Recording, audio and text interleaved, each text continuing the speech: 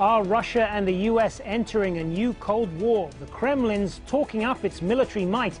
The Americans accuse the Russians of war crimes. Is confrontation inevitable? This is Inside Story.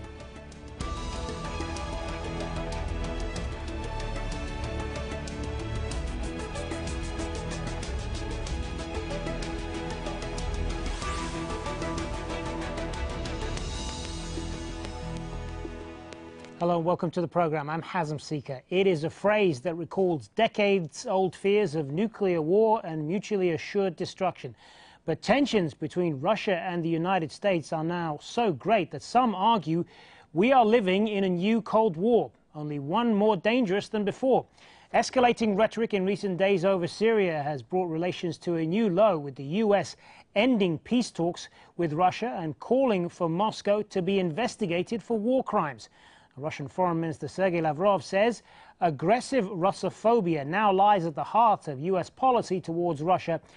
It is not just a rhetorical Russophobia, but aggressive steps that really hurt our national interests and pose a threat to our security. Well, that statement comes just days after Russia's defense ministry announced it is considering reopening military bases in Cuba and Vietnam, bases that had been central to the old Soviet Union's global military power decades ago. They were closed by President Putin in the early 2000s to bolster ties with the US. Now reopening them would be a provocative move and would significantly expand Russia's military presence, which is centered now around Central Asia. It also just ratified its first permanent base in the Middle East in Syria's Tartus on Friday, but that is little compared to the US, which has military personnel stationed in 150 countries. The US also activated a new missile shield in Romania in May, and it's being expanded into Poland. NATO will be operating the shield at a later stage. Moscow's not happy. It says the shield is there to neutralize Russia, but the US insists it is for protecting Europe from Iran. Well, let's bring in our guests now. In Moscow, we have Sergey Strokan, columnist at the Russian newspaper Kommersant.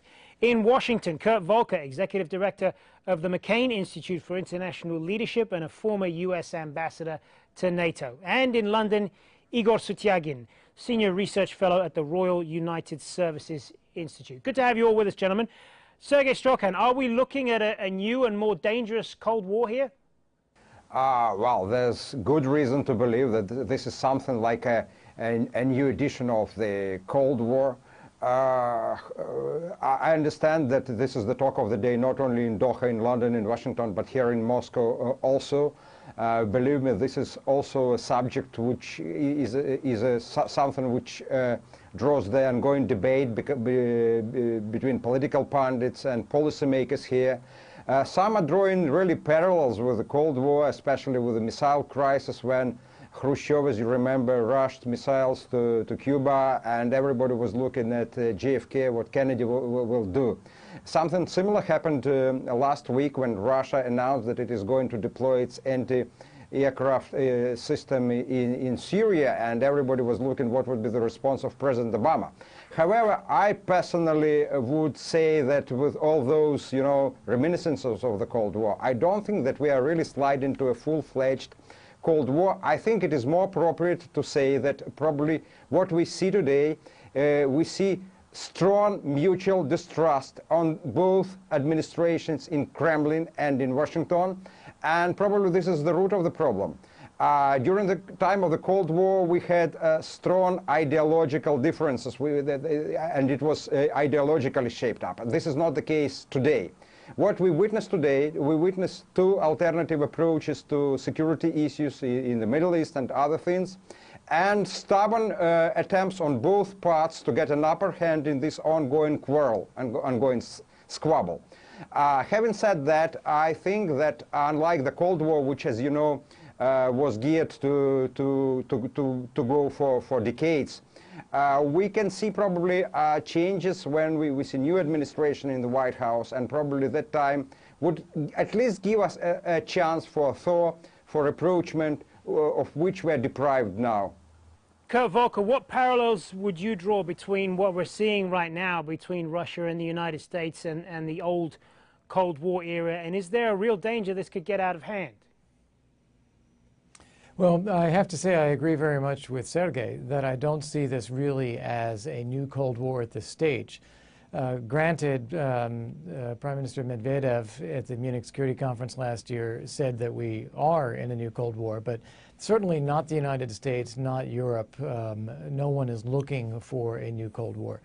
What I do see is inside Russia a more authoritarian state, one that is strengthened by a nationalist mobilization narrative put out by the Kremlin, which the Kremlin uses both to build domestic support at home and to try to establish a perception of Russian involvement and strength abroad. And that is causing Russia to behave in ways that are very objectionable and very concerning in the U.S. and in Europe. For instance, invading Ukraine, annexing Crimea, its military intervention in Syria, the attacks on the humanitarian convoys, the siege of Aleppo, and so on. But again, I don't see the U.S. wanting to be in a confrontation with Russia over that. Take Syria, for example. We've not been willing to put in the kind of forces that would be essential to really stabilize the situation there. And in the case of Ukraine, we've held back from supporting the Ukrainian government in ways that we could have done. And when you look at a new administration in the U.S., I would not be surprised, no matter who wins, whether it's Donald Trump or Hillary Clinton, to see some kind of effort to stabilize the relationship with Russia again.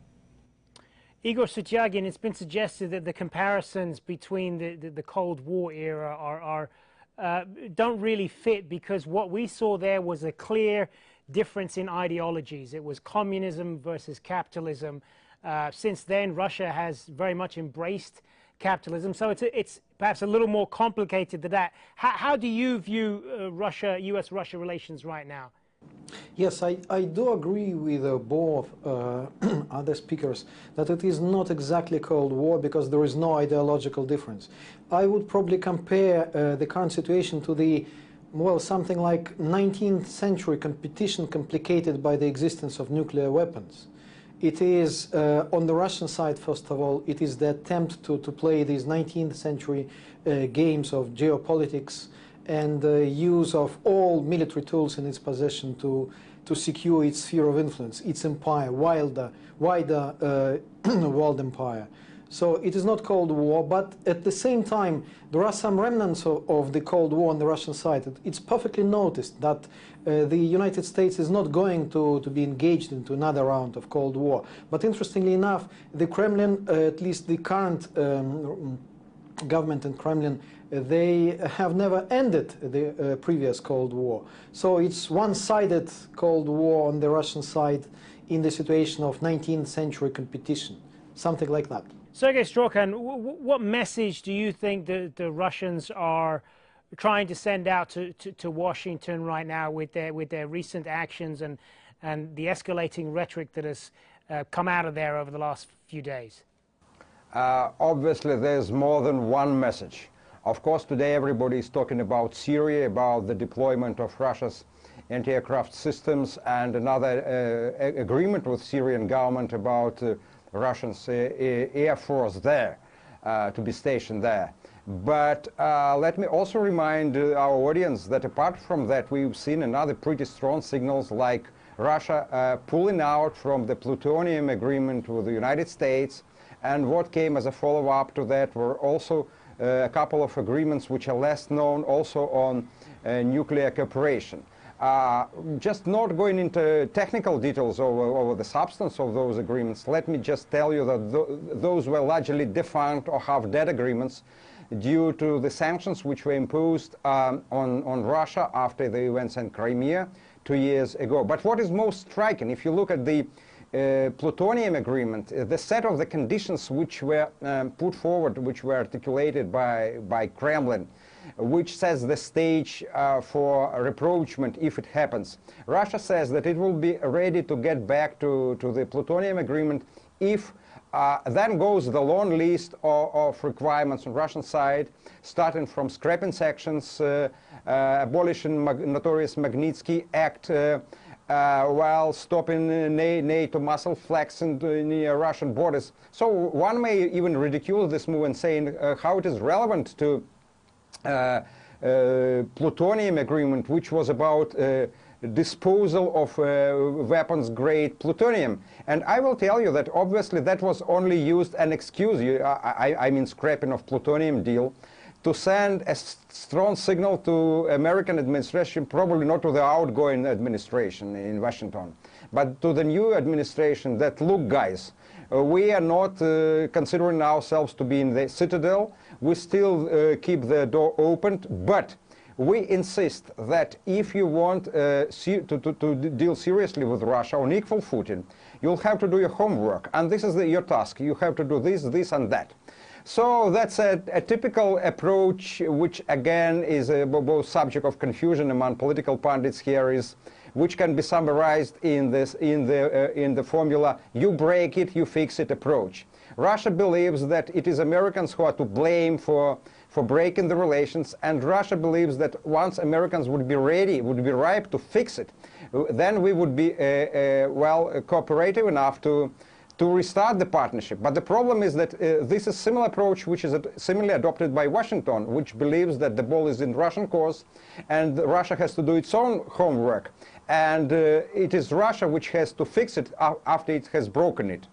Volker, what do you say to that? The Russians say that they are ready for some sort of rapprochement, but it's really up to Washington to take the initiative here. Yeah. Well, I think it's very important to distinguish between what the Kremlin says and what the reality is, because they're very good at strategic communications and pushing out a narrative that serves their own interests, much better than just about anybody else. And so when they say that it is on Washington to fix the relationship, that Washington has to take the initiative, they know full well that Russia is the one that has been taking actions that have broken this relationship.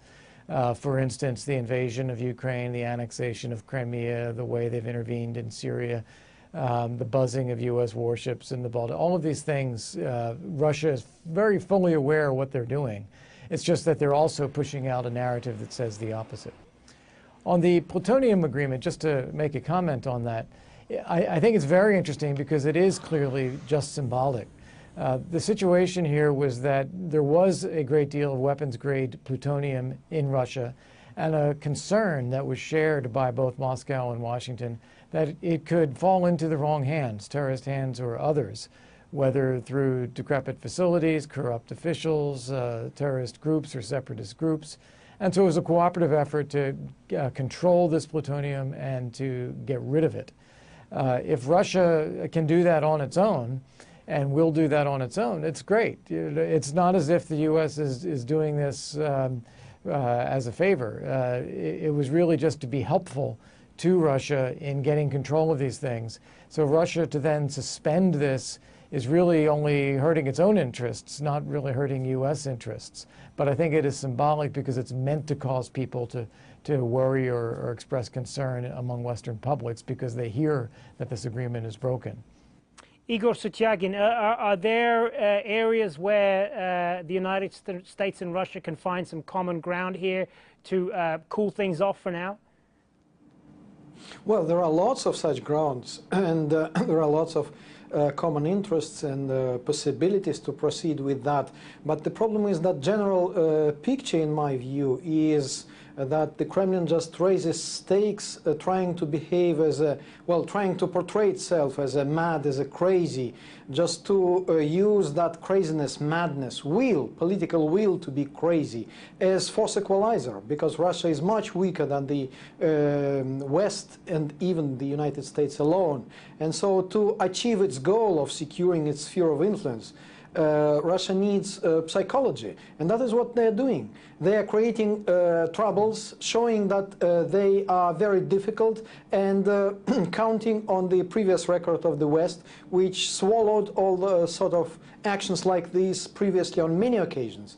So they do believe that if you are crazy enough, the West will be intimidated and will give up and surrender and will make concessions. So that is what they're doing. And all these stories about air defense systems in Syria, buzzing warships, or, you know, refusing to process plutonium is just, you know, pieces of the much larger jigsaw. So they are trying to overinflate expectations about where willingness to create serious troubles, to get the world into troubles, in the design which is based on the assumption that the West is inclined for compromise and will not want to risk its well-being. So that's why they will finally, the West will finally come to the appeasement of Putin. And that is their goal, that is their policy, and all events which we discuss now are just pieces of the strategic line. So lots of messages, but the strategic line is that intimidate to get concessions. Well, let's talk about one of the main areas of conflict right now between the US and Russia, and that is, of course, what's happening in Syria. They are, for the most part, backing different sides in the war there. The failure of the latest attempt at a ceasefire there, each side is blaming the other. Sergey Strokan, the Russians say the Americans broke it by bombing Syrian government troops. The Americans say that their attack on Assad forces was an honest mistake, and that the Russians or their Syrian allies broke the truce by bombing an aid convoy. What do you think happened, and who is to blame here? Well, as you understand, there are different scenarios which can be played in Syria these weeks. The situation is quite dramatic as the battle for Aleppo has reached its climax, and you're well aware that what is at stake is not only the control of the city, but the outcome of this battle would probably decide the fate of the more than 5-year-old war in Syria. That's why for Russia, being the part of this coalition, which is how Russia describes this fight in terrorism, is a do-or-die test, but to prove that the offensive of President Assad army would be as successful, despite enormous international pressure which is mounting on Russia these days, so we are well aware of that.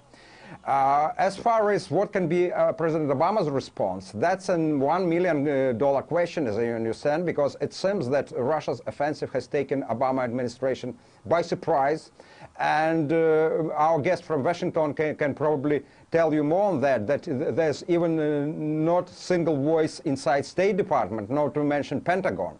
There are different groups of influence, there are hosts, there are those who are just discussing what sort of response can be on the part of President Obama.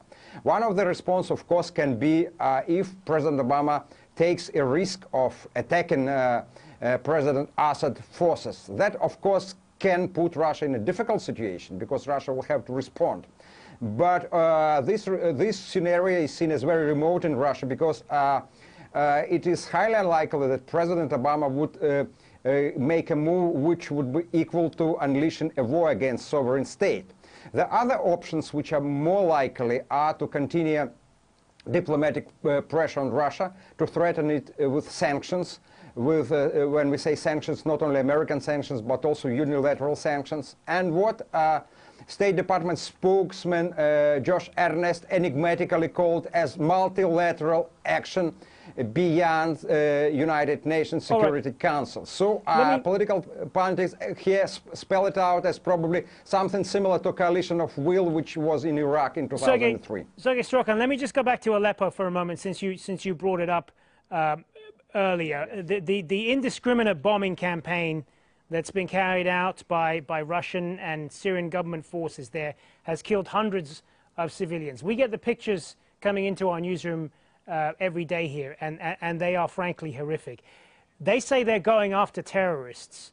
Are they doing that, or are they simply trying to destroy eastern Aleppo until there's nothing left there? You see, for me it's very difficult to answer this question because I am not at the spot. I can't witness myself what's going on. We have found ourselves in the midst of presumably you have war. seen the pictures. But listen, we have found... Yeah, but if you go to Russian sources and to what Russian media is showing, you see, they are saying that they fight terrorism. You see, how can I believe this or that source? I have to see it myself, you see.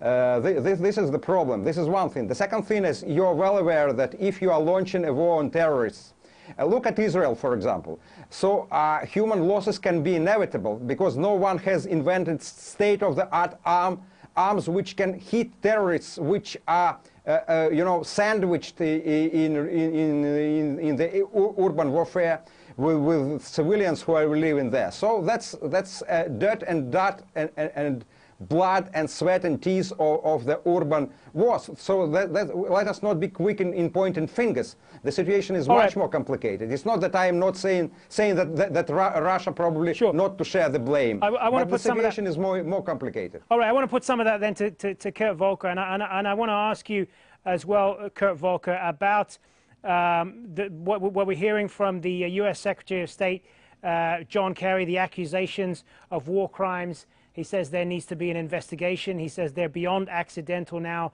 that this is a targeted strategy to terrorize civilians, and they were calling for this in the UN Security Council. Of course, the Russians vetoed that. And they're saying that this is just political grandstanding on the part of the U.S. because it's not going to go anywhere. They have the power of the veto. So whether that's true or not, is that helpful to the process? Well, it's interesting as to what made Secretary Kerry wake up, because this has been going on for a long time. This is not new.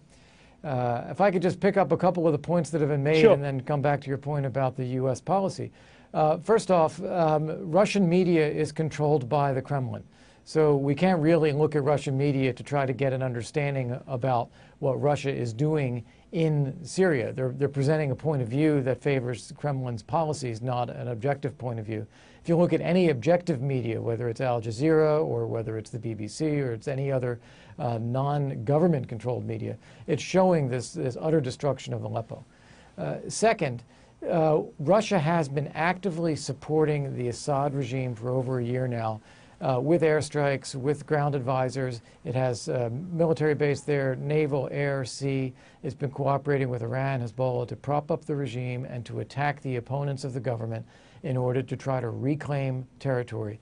The most important aspect of that is retaking Aleppo, which has been a stronghold of the opposition to Assad for some time.